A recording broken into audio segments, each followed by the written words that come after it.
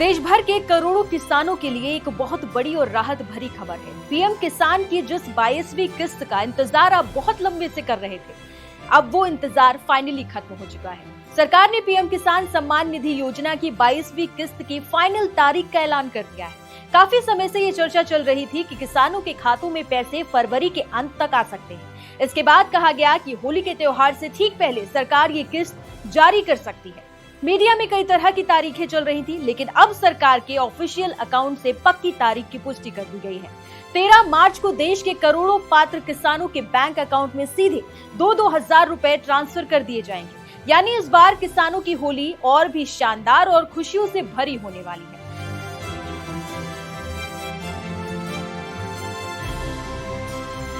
आपको याद दिला दें कि पीएम किसान सम्मान निधि योजना 24 फरवरी 2019 को शुरू की गई थी। इस शानदार योजना के तहत पात्र किसानों को हर साल 6,000 रुपए की मजबूत आर्थिक सहायता दी जाती है। ये राशि 4-4 महीने के गैप में 3 बराबर किश्तों में दी जाती है, यानी हर किश्त में 2,000 रुपए मिलते हैं।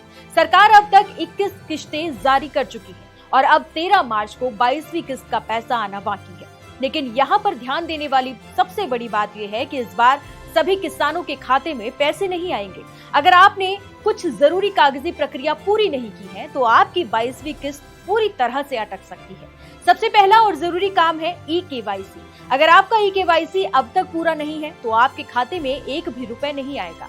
इसके अलावा अब सरकार ने फॉर्मर आईडी बनवाना भी एकदम जरूरी कर दिया है। जिन किसानों ने लापरवाही की है और फॉर्मर आईडी नहीं बनवाई है, उन्हें भी इस बार खाली हाथ रहना पड़ सकता है।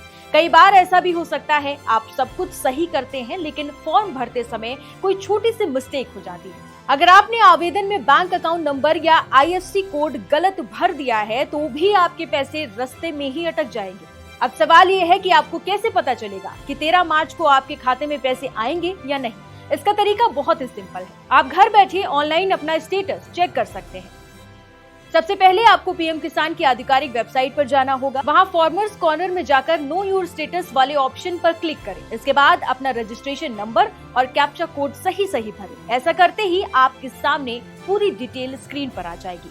आप आसानी से देख पाएंगे कि आपका ई-केवाईसी लैंड सीडिंग और आधार बैंक सीडिंग का काम पूरा हुआ है या नहीं। अगर आपकी पहले की कोई किस्त किसी कारण से रुकी हुई थी और अब आपने सारे डॉक्यूमेंट्स पूरे कर लिए हैं तो जांच के बाद वो पुरानी रुकी हुई किस्त भी आपके खाते में आ सकती है। तो तुरंत अपना स्टेटस चेक कीजिए और निश्चिंत हो जाइए।